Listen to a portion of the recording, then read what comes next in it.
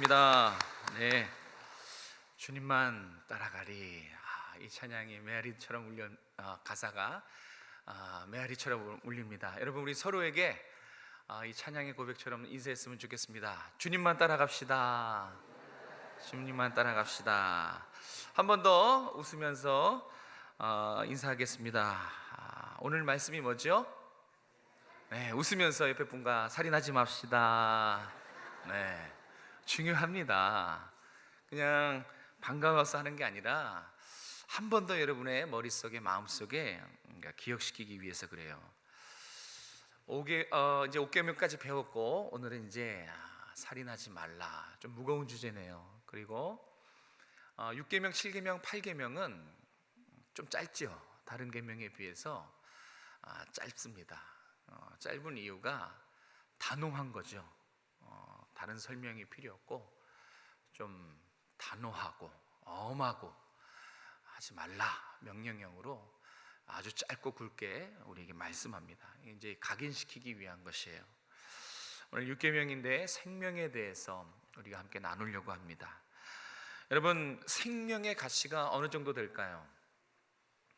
머리를 좀 이렇게 말랑말랑하게 좀 굴려주십시오. 생명의 가치, 저마다 다 다를 것입니다. 그러면 조금 어려운 질문인데, 그 생명의 가치를 매기는 것은 무엇일까요? 이건 좀 어렵죠. 생명의 가치가 있는 거는 알죠. 저마다 다를 수 있는데, 그럼 그 가치를 매기는 그것은 무엇이냐? 핵심은 뭐냐? 이것도 또 알고 계셔야 되고요. 또 이거는 이제 알 겁니다. 생명은 누구의 것입니까? 하나님, 맞습니다. 자, 보세요. 생명의 가치가 어느 정도 될까? 그 가치를 매기는 그것은 무엇일까? 그리고 생명은 누구의 것인가?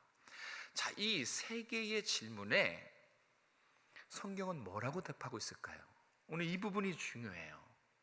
살인하지 말라라는 것을 모르는 분은 여기 없을 겁니다. 생명의 가치를 다 알지요. 그런데 성경은 뭐라고 말씀하고 계시는가? 이거 모르시는 분들이 의외로 많습니다. 잘 들으세요. 생명의 가치가 어느 정도고, 그 생명의 가치를 매기는 거, 그리고 생명이 누군 것인가에 대한 성경의 대답, 짧고 단호합니다. 살인하지 말라. 성경이 이렇게 대답해요. 오늘 배울 6계명 안에는 생명의 가치가 들어있고요, 왜 생명이 존귀한가, 이 6계명 안에 들어있어요. 그리고 생명은 누구의 것인가, 이 대답들이 다 이 6계명 짧은 이 의미 속에 아주 중요한 것들이 알알이 다 포함되어 있습니다. 그런데 오늘날 우리가 살아가는 이 시대를 잠깐만 한번 둘러보십시오. 생명이 존중되는 것 같습니까? 생명이 경시되는 것 같습니까? 맞아요. 6계명이 무너져서 그렇습니다. 살인하지 말라. 이걸 알지만 이거를 실천하지 않았기 때문에, 이 의미를 깊이 알지 못했기 때문에 살인하지 말라, 이 명령에 순종하지 않은 결과 지금 우리가 사는 세상이 어떻게 됐다고요? 네, 생명 경시로, 생명 경시가 만연한 그런 세상 속에 우리가 살게 되었어요. 그러니까 6계명이 그렇게 중요합니다. 지금 우리가 살고 있는 이 세상에 정말 밀접하고 현실적이고 실제적인 계명이 있다면 6계명이에요. 살인하지 말라. 우리가 이 계명을 사실 너무 얕잡아 봤죠. 안다고 생각했어요. 착각입니다. 이것만큼은 잘 지킨다고 생각했죠. 착각입니다. 왜냐면 이거를 알고 잘 지키면 우리 사회가 어떤 사회가 돼야 돼요? 생명을 존중하는 사회가 돼야 돼요. 근데 왜 생명을 존중하는 사회를 안 갔습니까? 왜 반대로 거꾸로 생명이 경시되고 더 만연한 사회가 됐습니까? 우리가 알고 있다고, 우리가 잘 실천하고 있다고 착각해서 그렇습니다. 결론은 우리는 6계명 잘 못 지키고 있습니다. 잘 못 지키고 있기 때문에 지금 사회가 이런 것입니다. 단 하나만 예를 들어도 여러분은 공감하실 겁니다. 지구상에 자살률 1위인 나라가 어딘 줄 아십니까? 맞아요. 어떻게 하셨습니까? 아니, 모르는 사람이 없을 거예요. 치욕이긴 하지만, 안타깝긴 하지만 정보 자체는 다 알고 있어요. 몇 년째 부동의 1위입니다. 통계청 자료에 의하면 10대, 20대, 30대, 40대, 50대, 벌써 10대, 20대, 30대, 40대, 50대 사망 원인 1위가 뭔지 아십니까? 자살이에요. 10대입니다. 자살. 20대 1위 자살. 30대, 40대, 50대. 여러분, 이 세대는 어마어마한 거예요. 정말 이 세대들의 사망률 1위가 자살이라는 게 듣고도 믿겨지지 않아요. 더 충격적인 것은 한 달에 스스로 목숨을 끊는 사람이 1180명이나 됩니다. 1년이 아니고 6개월이 아니고 한 달, 30일 동안 자살한 우리나라 스스로 목숨을 끊는 사람이 1180명 정도 돼요. 하루에 30명꼴. 아주 그 이유도 다양합니다. 돈 때문에 사람을 죽이고, 분노 조절 장애가 안 돼서 화나다 사람을 죽이고, 지나가다가 쳐다봐서 기분 나쁘다고 사람을 죽이고, 하다 이제는 이유가 없습니다. 여러분, 지금 묻지마 살인 또 터진 거 아시죠? 순천에서 신림역 칼부림 얼마 안 됐어요. 신림역 칼부림 사건이 있었고, 서현역 칼부림 사건이 있었고, 은평구 얼마 전에 은평구 일본도 사건이 있었고, 이번이 4번째입니다. 이유 없어요. 묻지 마예요. 일면일식도 없습니다. 왜 이런 일이 지금 벌어지고 있을까요? 다른 나라 이야기가 아니에요. 우리 앞마당의 일입니다. 우리나라의 일입니다.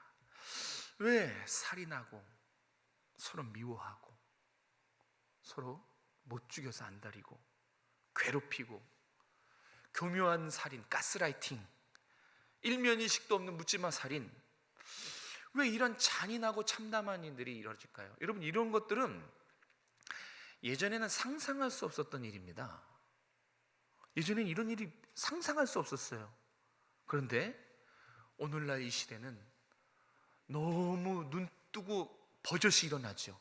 대낮에도 정말 이런 엄청난 일들이 홍수처럼 쏟아지는 그런 사회를, 세상을 우리가 살고 있습니다. 여기서 조금 더 가면 어떻게 될까요? 저는 이 묻지마 살인이 끝이라고 보는데, 우리 아이 10년, 20년 뒤에 우리 아이들이 살아갈 그 세상은 정말 잠이 안 옵니다. 지금도 이런데, 지금도 지나가다가 기분 나쁘면 때리고 이유 없이 사람을 죽이는데 10년, 20년 뒤에는 이런 빈도가 더할 거 아닙니까? 우울증과 공황장애 걸린 사람들이 더 많아질 거 아닙니까? 지금 아무렇지도 않게 이런 일들을 우리가 보고 듣고 느끼고 살아가고 있습니다. 왜 이런 일들이 벌어지는 걸까? 오늘 6계명을 배우면 그 이유를 알게 되실 겁니다. 오늘 저와 함께 6계명의 의미, 왜 하나님이 살인하지 말라고 하셨는지 우리 함께 살펴보도록 합니다. 이 6계명의 정확한 뜻은 이렇습니다. 살인하지 말라, 이건 한국 번역이고, 원어로 따지면 절대로가 들어가요. 절대로 살인해서는 안 돼. 이게 정확한 의미예요. 절대로 살인해서는 안 돼. 자, 그러면 오늘 첫 번째로 여기서 살인의 의미는 무엇일까? 성경적인 살인의 의미를 한번 살펴보도록 하겠습니다. 자, 이 6계명에서 분명히 살인이라는 단어를 쓰고 있어요. 그런데 여기서 살인이란 어떤 죽음을 의미하는가, 이것도 여러분 꼭 알고 계셔야 돼요. 여기서 쓰인 살인의 의미는 불법적인 죽음을 말해요. 알고 계세요. 결론적으로 살인하지 말라 했을 때 이 살인의 의미는 불법적인 죽음. 그리고 또 확장이 됩니다. 넓게는 생명을 괴롭히고 위협하고 해롭게 하는 모든 행위가 여기에 포함이 돼요. 자, 그러면 불법은 뭐고 반대로 하면 합법적인 살인이 있다는 얘기인데, 자, 무엇이 불법이고 무엇이 합법일까요? 또 성경은 이 불법과 합법의 기준을 어떻게 무엇에 두고 있는지 이것도 한번 기억해 두셨으면 좋겠습니다. 우리가 성경을 읽다 보면 헷갈리는 부분이 있어요. 이 살인하지 말라와 마치 이 충돌이 되는 듯한 장면들이 있어요. 뭐냐면 하나님이 직접 살인을 명령하는 말씀들이 있어요. 성경에 하나님이 직접 살인을 명령하시는 장면들이 있어요. 세 가지가 있는데 더 많지요. 제가 고른 건 출애굽기 32장 금송아지 사건이 있습니다. 모세가 시내산 위에 올라가서 십계명을 받고 있을 때 아래에서 이스라엘 백성들은 정말 광란의 타락의 밤을 보내고 있었죠. 그때 금송아지 사건 때 어떤 일이 있냐, 그 범죄한 사람들 형제자매를 치라 그랬어요. 그래서 레위인들이 형제자매를 죽이죠. 하나님 명령하신 거예요. 민수기 25장에 보면 바알보을 사건이 있습니다. 이때 비느하스가 하나님의 이 질투하심으로 그 범죄자들을 죽이죠. 그걸 하나님이 칭찬하셨어요. 또 사무엘상 15장에 보면 사울에게 아말렉을 진멸하라 명령하시거든요. 근데 이 진멸이 남녀노소 싹 쓸어버리는 거예요. 이렇게 하나님이 직접 살인을 명령하시는 말씀들이 있거든요. 그래서 좀 헷갈릴 때가 있어요. 그런데 성경에서 하나님께서 이렇게 살인을 명하실 때의 모든 공통점은 뭐냐면 죄를 심판하실 때예요. 그래서 히브리 성경으로 보면 명확히 구분이 됩니다. 하나님이 심판하실 때, 또 하나님이 사형 선고를 내리실 때 이 살인이라는 단어가 세 가지가 있는데, 이때 하나님의 심판에 쓰이는 살인이라는 단어는 헤미트라는 단어예요. 일부러 이거를 골라서 살인하라 했을 때 이때 쓰이는 것, 심판에 쓰이는 이 살인은 헤미트라는 단어를 일부러 구분해서 씁니다. 그런데 하나님의 뜻과 무관하게 하나님과 관계없이 개인이 경로해서 분노해서 그렇게 불법적으로 살인을 저지르는 경우에는 저기 보이는 라짜흐라는 단어를 씁니다. 그러니까 성경은 하나님의 심판과 인간의 살인을 구분하고 있는 것을 볼 수 있어요. 자, 그럼 본론으로 돌아와서 이 6계명에 살인하지 말라, 이 살인은 여기서 쓰인 단어는 헤미트일까요? 라짜흐일까요? 불법이에요. 맞아요. 라짜흐입니다. 그래서 하나님은 경로에 의한 살인, 하나님과 무관한 생명의 위협, 생명의 위해를 가하는 모든 행동을 금하신 거예요. 이게 십계명의 여섯 번째 계명입니다. 구체적으로 말씀드리면 폭력, 상해, 협박, 분노, 억압, 다툼도 있어요. 증오, 혈기, 폭언, 가스라이팅, 다 뭐라는 거예요? 라짜흐. 모두 성경의 기준으로 봤을 땐 살인에 해당합니다. 6계명이 나와는 상관없는 계명일 줄 알았는데 아니죠. 우리는 물리적인 살인만 생각했지만 이 모든 게 다 성경의 렌즈를 봤을 때는 살인이에요. 나는 6계명을 잘 지키고 있다고 생각했는데, 그렇게 생각하시는 분 계시지 않습니까? 6계명을 배우고 나면 무너집니다. 형제를 괴롭히고 시기 질투하고 다투고 혈기 부리고 폭언하고 욕하고 상대를 무시하는 거, 이거 다 6계명 거역한 거예요. 이렇게 했을 때 상대방 안에 있는 하나님의 형사를 내가 파괴하고 있다는 것입니다. 그래서 저와 이 10계명 양육하는 분들, 특별히 이 6계명을 배우신 분들에게는 이 깜짝 놀라시는 분들이 많아요. 왜냐하면 자기는 물리적 살인만 생각했거든요. 자기는 6계명을 잘 지킨다고 생각하고 있었어요. 그런데 배우고 나니까 매일 매순간 자신이 일상에서, 가정에서, 또 직장에서, 여러 공간에서 얼마나 많은 살인을 저지르고 살았는지 그걸 깨닫고 깜짝 놀라는 경우가 많아요. 살인의 의미, 이거를 몰랐던 거죠. 여러분, 살인하지 말라. 절대로 살인해서는 안 돼. 이 하나님의 메시지에는 우리가 평상시에 하는 모든 감정들, 분노, 혈기 다 포함된 거예요. 아주 이 6계명은 사실 우리와 밀접한 계명이에요. 우리의 현실에서 매일 벌어지고 있는, 이거 가지고 싸우고 있는 계명이 바로 6계명입니다. 자, 그럼 두 번째로, 왜 살인하면 안 되는가? 이게 너무너무 중요해요. 이거를 잊어버렸기 때문에 자꾸 생명경시로 간 것입니다. 자, 살인을 금하신 성경적인 두 가지 이유 살펴보겠습니다. 자, 우리 창세기 1장 27절 말씀 띄워주시죠. 네, 앞에 스크린 보고 함께 읽겠습니다. 시작. 하나님이 자기 형상 곧 하나님의 형상대로 사람을 창조하시되 남자와 여자를 창조하시고. 아멘. 참 요즘 이거 말씀 한 구절도 할 얘기가 많아요. 성경은 하나님의 형상대로 창조했다라고 말하고 그 창조된 모습이 남성, 여성, 제3의 성은 없어요. 성인지 없어요. 남성이냐 여성이죠. 어쨌든 이 말씀에 분명히 나와 있어요. 살인을 금하신 이유, 살인을 금하신 첫 번째 이유, 두 가지 중에 첫 번째 이유는 하나님이 인간을 창조하실 때 어떻게 창조하셨다는 거예요? 형상대로. 맞아요.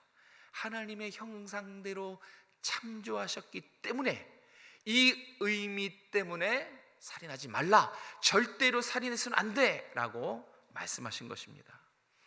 조금 더 들어가 볼게요. 여기서 형상, 무엇을 의미할까요? 지금 여러분이 생각하는 그건 아닙니다. 외모 생각하셨죠? 하나님의 형상, 모습, 어떤 형태, 이거 아니에요. 예를 들어 볼게요. 저하고 저희 집에는 저랑 비슷하게 생긴 두 명이 더 있어요. 저희 애들이 참 이상하게 이 얼굴을 많이 닮았고, 또 이 갈수록 풍채도 비슷해져서 너무 똑같은데, 그 겉모습, 생김새를 말하는 게 아니에요. 여기서 형상은 외모가 닮은 게 아니고 성품을 닮은 걸 말합니다. 그러니까 하나님의 거룩하시고 의로운 성품, 진리와 선을 추구하는 경향, 이거를 말하는 것입니다. 그래서 하나님이 인간을 창조하실 때 이렇게 하나님의 성품을 닮은 하나님의 사람으로 창조하셨다는 얘기입니다. 그래서 생명이 존귀한 거예요. 아까 말했지만 생명의 그 가치는 어디서 매겨지는가? 여기서 매겨지는 거예요. 하나님의 형상. 생명이 중요하잖아요. 존귀하잖아요. 그 중요한 이유가 하나님의 형상이라고 성경은 말해요. 그래서 존귀한 것입니다. 이 형상은 성품 말고 또 하나의 중요한 의미가 있어요. 관계입니다. 관계. 그러니까 형상은 아버지와 자녀, 이런 관계를 뜻해요. 왜 생명이 소중하고 가치가 있는가? 그것은 하나님의 형상이기 때문이기도 하고, 또 이렇게 관계 때문이기도 해요. 저와 여러분이 하나님에게는 목숨보다 소중하고 사랑하는 귀한 자녀이기 때문이다 라고 성경은 가르쳐줍니다. 생명의 가치가 어디 있는가? 바로 하나님이 사랑하는 존재, 여기에 있는 것입니다. 하나님이 목숨보다 사랑하는 존재를 해야 하는 일은 그렇기 때문에 있을 수 없는 일이에요. 살인, 폭력, 폭언, 위협, 협박, 다 이것이 하나님의 형상을 파괴하기 때문에 그렇게 하지 말라라고 금하신 것입니다. 그런데 좀 예민한 문제가 하나 더 있어요. 그러면 미움은 어떨까요? 미워하는 감정, 이거 우리가 컨트롤 안 되잖아요. 마음속으로 미워하는 거, 여러분, 마음속으로 미워하는 거는 그래도 살인과 좀 거리가 멀지 않을까요? 어떻게 생각하십니까? 정말 그럴까요? 미움, 이거를 피해갈 수가 없도록 성경이 기록해 놨어요.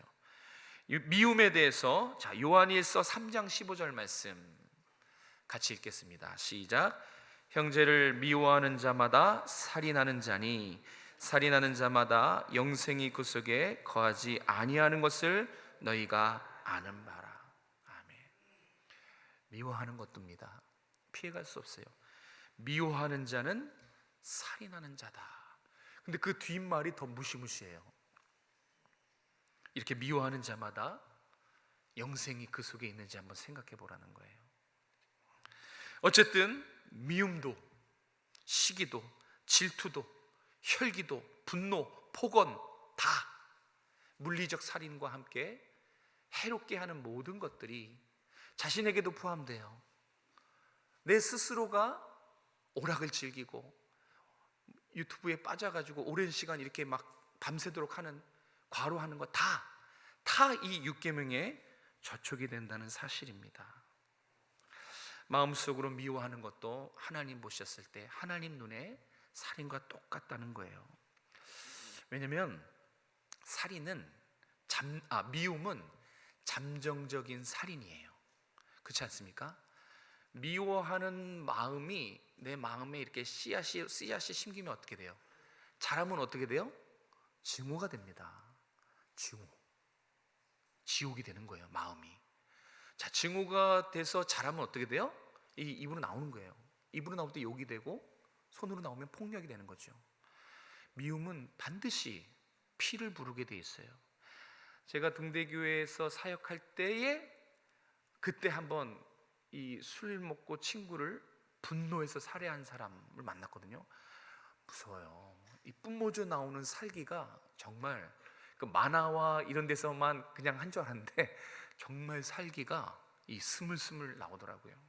다 미움이 자라서 증오가 되고 욕설로, 폭력으로, 살인으로 가는 것입니다. 미움도 잠재적인 살인이라는 것이죠. 자, 살인하지 말라는 두 번째 이유. 첫 번째는 하나님의 형상을 파괴하기 때문에. 자, 두 번째는 하나님이 생명의 주인이시기 때문에 그렇습니다.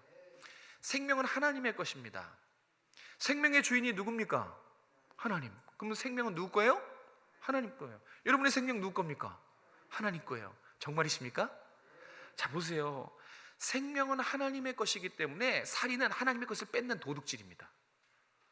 하나님의 것을, 이 하나님의 주권을 침해하는 엄청난 죄악 중의 죄악이 바로 살인이에요. 혹시 여기 계신 여러분 중에 나는 누구인가? 나의 존재 가치는 어느 정도인가? 이 단순한 질문에 분명하게 대답하실 분 계실까요? 없을 겁니다. 왜냐면 우린 대답 못해요. 이 단순한 질문을 아는 정도가 아니라 알기야 하겠지만 답을 못 내린다니까요. 왜냐면 우리는 피조물이기 때문에 그래요.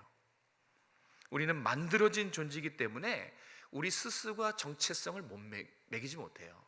우리 스스로가 나의 존재 가치됨을 매길 수가 없어요. 그럼 어떻게 인간의 가치와 정체성을 매길 수 있을까요? 나는 누구인가가 아니라 내가 누구의 것인가. 다시 말해서 내가 누구의 소유인가로 인간의 가치와 존엄성이 매겨지는 것입니다. 예를 한번 들어볼게요. 자, 이게 무엇입니까? 마이크예요. 자, 예를 들어 이 마이크가 약장수의 거라면 약 파는 데 쓰이겠죠. 그렇죠? 약장수의 것이라면 이건 그냥 평범한 마이크입니다. 그죠? 뭐 가치도 뭐 그렇게 크지 않을 거예요. 근데 똑같은 이 마이크가 유명한 가수의 거라면 여러분 좋아하시는 뭐 이명웅이라든지 조용필, 나훈아, 이 유명한 가수의 마이크라면 똑같은 거지만 가치가 다를 거예요. 그죠? 쓰이는 역할도 다를 것이고. 자, 교회에서 이 마이크를 쓰지요. 하나님의 영광을 위해서 이 마이크를 쓰면 똑같은 마이크지만 마이크의 가치가 다 달라지는 거예요. 마찬가지예요.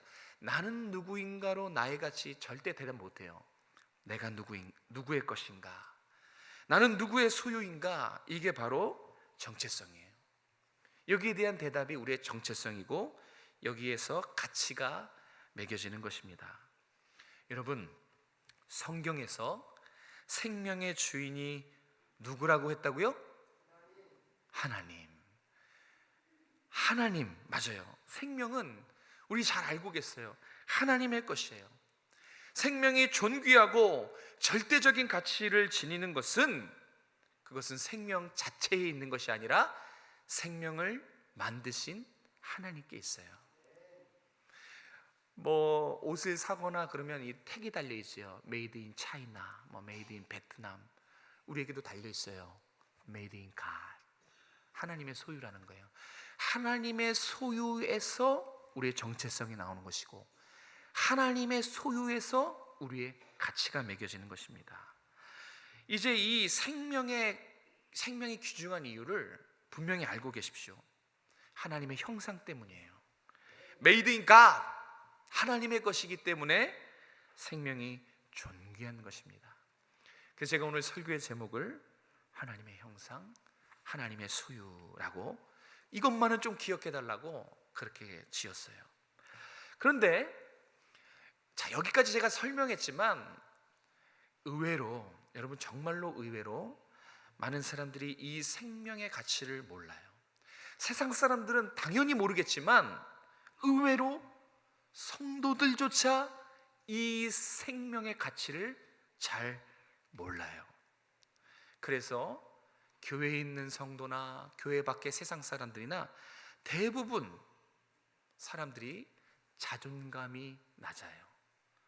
자존감이 왜 낮겠어요? 내가 누군지 모르기 때문에 그래요. 나의 가치를 모르기 때문에 그렇습니다. 자신을 사랑하지 못하는 이유도 그래요. 자신의 가치를 제대로 인식하지 못합니다. 왜 그렇습니까? 생명의 가치를 안다고 착각하기 때문에 그렇습니다. 자신을 사랑하지 못하고 자신의 가치를 제대로 인식하지 못해요. 그럼 자신만으로 끝나는 게 아닙니다. 타인을 향한 시선도 왜곡되고 뒤틀릴 수밖에 없어요. 생명이 귀한 거 모르는 사람이 없어요. 세상 다 압니다. 여기 계신 여러분도 생명의 가치, 소중함을 아시지요? 근데 제가 처음에도 얘기했듯이 아는데, 우리가 생명의 가치를 아는데, 그러면 생명의 이 가치를 아는 우리 때문에 세상이 당연히 생명 존중으로 가야겠죠. 근데 현실은 안 그렇잖아요. 그렇죠? 묻지마 살인,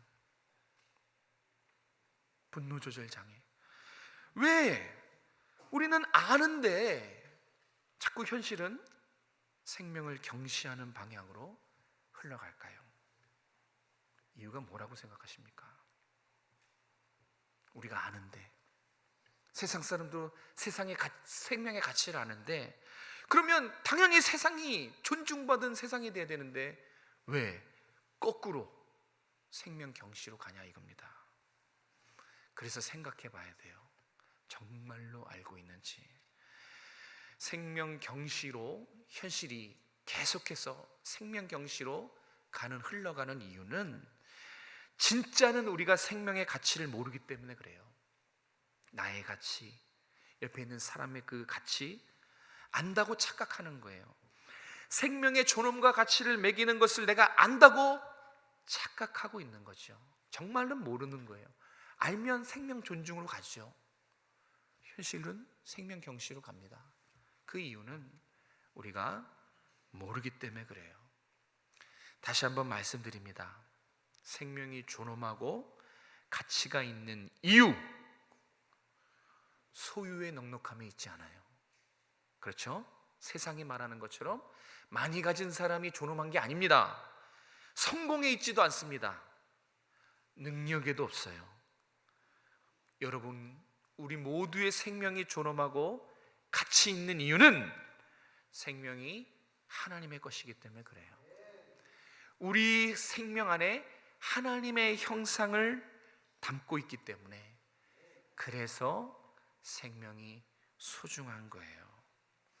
옆에 사람이 소중한 이유가 바로 그 사람이 하나님의 형상대로 지음받은 하나님의 소유이기 때문에 그렇습니다. 우리가 이 두 가지 사실을 안다고 생각하기 때문에 그래요. 이걸 너무 쉽게 잊어버리죠. 이 육계명의 의미를 모르고 살기 때문에, 아는 데서 그치기 때문에 우리가 살아가는 이 현실이, 작금의 오늘이 점점 더 생명경시 만연한 풍조로 가고 있는 것입니다. 이걸 멈춰야겠죠. 우리가 어떻게 멈출 수 있을까요? 미워하는 마음도 내가 스스로 컨트롤할 수 없는데. 자, 마지막입니다. 그럼 생명을 경시하는 세상에서 성도인 우리는 어떻게 살아야 할까? 여러분, 하나님이 이 육계명을 통해서 오늘 말씀을 듣고 있는 여러분들에게 요구하시는 것이 있어요.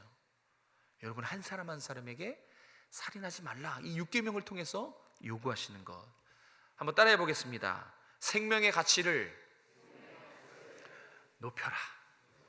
한 번 더, 생명의 가치를 높여라. 네. 어느 정도까지 높여야 될까요? 성경적인 기준으로 높여야 돼요. 다 지금 생명의 가치가 세상 기준으로 낮아져서 그래요. 성경의 가치가 어느 정도인지 아십니까? 성경이 말하는 생명의 가치, 절대적인 가치예요. 상대적인 가치가 아니에요. 소유로, 외모로, 능력으로 서로 비교 불가능한 가치예요. 비교할 수 없어요. 나와 내 옆 사람은 비교 자체가 안 되는, 우리 모두는 절대적인 가치, 하나님 봤을 때의 유일한 작품, 이것이 성경에서 말하는 생명의 가치입니다. 그런데 세상은 자꾸 비교하죠. 경쟁시키잖아요. 그게 세상의 가치인데, 우리가 이 세상에 살다 보니까 나도 모르게 세상의 가치에 물들어서 나와 옆에 사람을 비교하고 있는 거예요.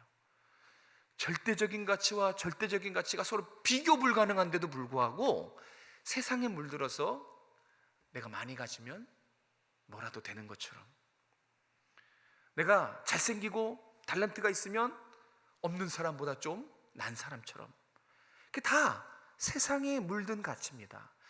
성경의 가치는 남녀노소 지위고하 막론하고 절대적인 가치예요.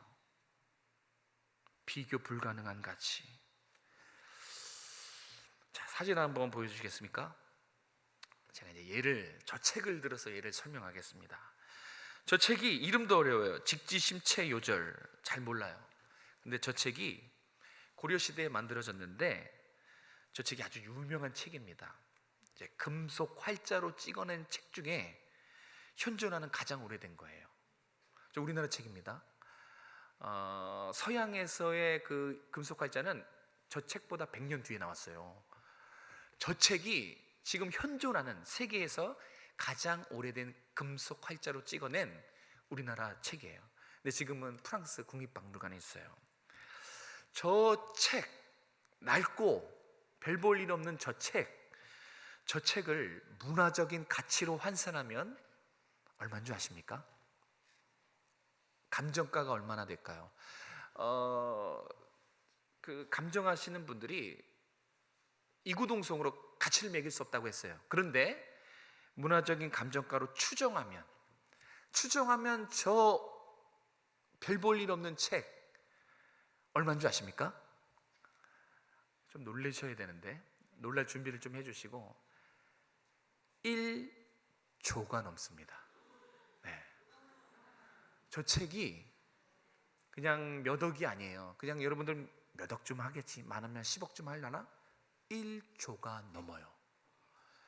문화적 감정치로 추산했을 때. 저게 왜 1조가 넘는 줄 아십니까? 저거는 세상에 하나밖에 없거든요. 예. 정말 이 세계상에 존재하는 유일한 책이기 때문에 그렇습니다. 이전에도 없었고 앞으로도 없어요. 그래서 1조 원이 넘는 가치가 저 책에 매겨졌어요. 제가 1조 원이라고 말하기 전에 별 볼 일 없는 책이었잖아요, 그죠? 그런데 저 책이 1조 원이 넘는 가치가 매겨져요. 세상에 단 하나 유일하기 때문에 그렇습니다. 그런데 저 책만 그런 게 아니에요. 우리가 까먹고 있는 사실이 있어요. 세상에 단 하나밖에 없는 거 또 있어요. 전 우주를 통틀어서 유일한 존재가 또 있습니다. 값으로 환산할 수 없는, 비교 불가능한 존재가 또 있어요. 누군지 아십니까? 맞아요. 이렇게 해보세요. 네, 여러분, 저도 그렇고 여러분도 그렇고 우리는 세상에 단 하나예요. 그렇죠? 우리는 이전에도 없고 앞으로도 없어요. 가치로 환산할 수 없는 전 우주를 통틀어서 지금 우리는 하나예요. 유일한 존재지요. 하나님의 유일한 걸작품, 이게 우리입니다. 이게 여러분의 가치예요. 이게 생명의 가치입니다. 하나님의 유일한 걸작품, 절대적인 가치잖아요. 걸작품이라는 것은 상품과 달라요. 비교할 수 없기 때문에 걸작품이라 그래요. 비교할 수 없는 가치, 이게 여러분 한 사람 한 사람의 가치입니다. 그래서 훼손하지 말라는 거예요. 유일하니까. 1조 원보다 넘는, 환산할 수 없는, 그러니까 비교하면 안 되는 거예요. 작품끼리 뭘 비교합니까? 비교하는 사람은 자기가 상품이기 때문에 그래요. 다 유일한, 세상에 단 하나뿐인 유일한 하나님의 작품이기 때문에 살인하지 마라, 분노도 하지 말고 욕도 하지 말고 값어치 있게 매겨달라는 거예요. 여러분, 그래서 누구도 무시하고 함부로 할 사람은 이 세상에 아무도 없습니다. 나 스스로도 무가치하게 여기서는 안 돼요. 남도 그렇고 나 스스로 무가치 여기는 것은 생명을 만드신 하나님을 무가치하게 여기는 거예요. 나는 이것도 못해 저것도 못해 쓸모없는 존재라고 그렇게 생각하시는 분들 회개하십시오. 난 잘하는 거 없어서 난 정말 무가치해. 그렇지 않습니다. 성경의 가치로 볼 때, 하나님 눈으로 볼 때, 하나님의 형상대로 하나님의 소유인 모든 생명은 절대적인 가치를 지녀요. 비교 불가능한 가치. 그런데 그 가치를 무시하고 살인하고 무가치하게 여기는 것은 하나님을 그렇게 대하는 것입니다. 엄청난 죄예요. 이제 우리가 좀 서로를 바라볼 때 상품으로 바라보지 않았으면 좋겠어요. 비교하지 마세요. 내 옆 사람은 하나님이 만드신 유일한 걸작품이에요. 안 그렇습니까? 옆에 사람 좀 한번 이렇게 지그시 바라봐 주세요. 와, 몰랐어요. 세상에 단 하나뿐이라는 걸 이제야 알았어요. 이런 가치가 있다니. 내가 비교했구나. 내가 나와 비교했구나. 다른 사람과 비교했구나. 그러면 안 돼요. 하나님이 만드신 유일한 작품입니다. 이제 우리가 서로를 바라볼 때, 부부끼리도 마찬가지예요. 부모와 자식끼리도 마찬가지예요. 교우끼리도 다 마찬가지예요. 작품으로 바라보십시오. 그게 맞아요. 주님이 사랑하는 권사님, 주님이 사랑하는 장로님, 주님이 살리신 집사님, 하나님의 형상 누구누구, 하나님의 소유 누구누구, 이제는 그렇게 가치를 높여서 상대방을 바라봐야 돼요. 이게 6계명의 의미고 6계명을 지키는 거예요. 절대로 살인해서는 안 된다, 이 의미인 거예요. 사랑하는 성도 여러분, 이제 생명의 가치를 끌어올리시기 바랍니다. 이제 생명의 가치와 이 존엄의 가치를 절대적인 가치, 세상의 가치가 아니라 성경적인 기준으로 끌어올리시고, 이제 정말 주변에 내 가장 가까운 가족, 또 교우들, 그렇게 유일한 하나님의 걸작품으로 대해주시고 사랑해 주셨으면 좋겠어요. 끝으로 살인하지 말라. 이것은 소극적인 명령이라 그래요. 뭐뭐 하지 말라. 이것을 적극적인 명령으로 바꿔서 읽으면 이렇게 돼요. 반드시 생명을 살려라. 살인하지 말라. 똑같은 뜻이에요. 반드시 생명을 살려라. 저와 여러분은 생명을 살리는 사람이에요. 반드시 생명을 살려라. 반드시 생명을 세우고 일으키고 가꿔라. 이게 적극적인 명령이에요. 어떻게 생명을 살리고 성숙시키며 가꿀 수 있습니까? 그리스도의 십자가 사랑을 전할 때 생명을 살릴 수 있어요. 생명을 살리는 가장 확실한 방법, 예수를 만나게 하는 거예요. 그 영혼이 예수를 만날 때 죄와 사망의 종로로 됐던 그 영혼이 살아나는 것입니다. 또 하나, 우리가 서로를 하나님의 작품으로 사랑하고 존중할 때 그때 생명을 아름답게 갖고 나갈 수 있는 것입니다. 6계명 지키시기 바랍니다. 6계명을 잘 지켜도 이 병든 사회가 건강한 사회로 바꿀 수 있어요. 이제 6계명을 배웠으니 노력했으면 좋겠어요. 우리 옆에 분에게 이렇게 인사하고 했으면 좋겠어요. 당신은 하나님의 걸작품입니다. 정말 이제 그런 시선으로 바라봐 주십시오. 여러분이 고백한 지금 그 시선으로, 그 감정으로 이제 교우를 바라보고 생명을 그렇게 바라봤으면 좋겠어요. 우리 때문에 생명이 살아나고 정말 점점 더 타락하는 생명 경시가 만연하는 이 사회가 조금씩 되살아났으면 좋겠습니다. 기도하겠습니다. 하나님, 반드시 생명을 살려라. 이제는 정말 생명의 가치를 끌어올리고 비교하지 않고 경쟁하지 않고 하나님의 시선으로, 하나님의 수준으로 이제는 생명을 살리고 존경하고 가치 있게 여기는 우리 모든 성도들이 되기 원합니다. 하나님, 우리 신경 써서 이제 6계명을 지키기 원합니다. 미워했던 것 화해하게 도와주시고, 정말 증오하고 혈기를 부리고 분노하고 다투고 욕하고 했던 모든 것 용서하여 주시고, 이제는 정말 가치를 알았으니 하나님의 시선으로 서로 사랑하는 우리 교회가 될 수 있도록 은혜 베풀어 주시옵소서. 다음 세대가 살아갈 토양 위에서 기도합니다.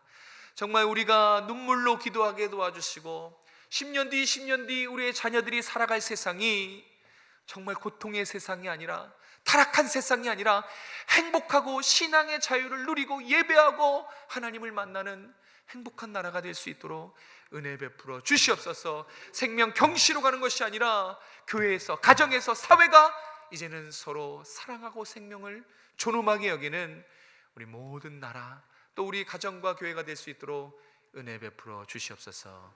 예수님의 이름으로 감사하며 기도드렸습니다.